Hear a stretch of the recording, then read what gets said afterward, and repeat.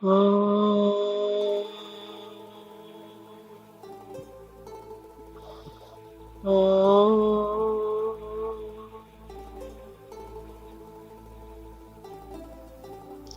शांति।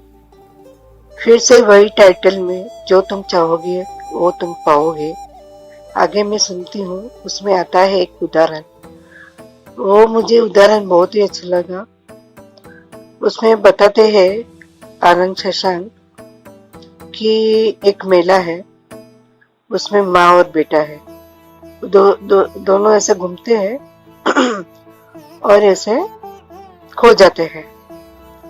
तो अगर उन्होंने बताया कि दोनों एक दूसरे को ढूंढते हैं मेले में, तो कभी कुछ मिलन होगा? शक्यता है माँ बेटे के मिलने की?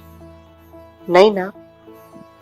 लेकिन अगर बेटा एक जगह बैठ जाता है और माँ उसको ढूंढती हुई उसके पास आ जाती है, कभी ना कभी तो आ जाएगी ना, तो मिलन हो गया। तो अगर बेटे जैसी हमारे भाव दशा है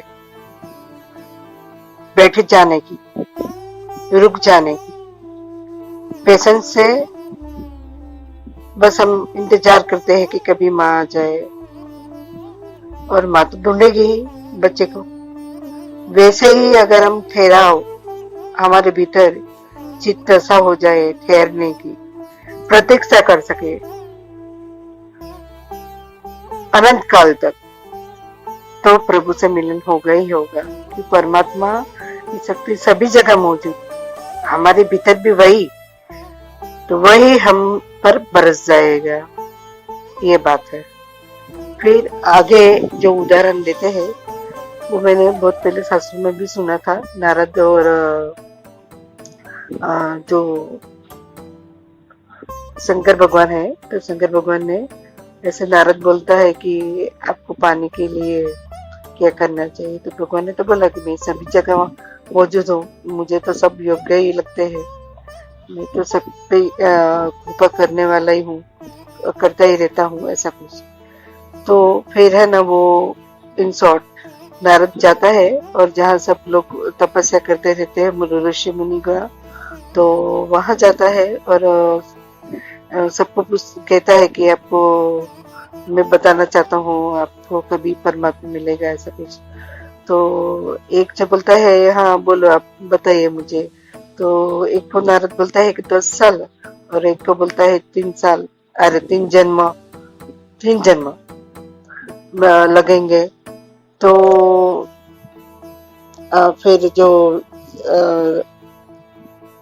ध्यान करने वाले थे, तो उन्होंने बोला कि 3 जन्म लगेंगे, तो अभी क्या करने की क्या आवश्यकता है, मैं तभी कर लेगा, अभी नहीं करना है मुझे। और वो ध्यान जो विधि कर रहा था वो छोड़ देता है। फिर जिसको बताया 10 साल, अरे सॉरी 10 जन्म लगेंगे, तो उसने भी छोड़ दिया साधना करना और वो चला गया। तो फिर आगे चल के मैं बताना चाहेगी। फिर एक जो होता है साधक, तो उसको वो बताता है नारद मुनि की मैं तुझे बताऊं तुझे कितने जन्म लगेंगे। तो बोलता है नहीं, मुझे इंटरेस्ट नहीं है, मैं तो बस परमात्मा की प्राप्ति करने में ऐसे मुझे आनंद आता है, ध्यान करने में आनंद आता है, मुझे कुछ नहीं सुनना है। तो नहीं नहीं, नारद बोलता है नहीं लेकिन मुझे बताना है। तो बोला हाँ अच्छा ठीक है बताओ।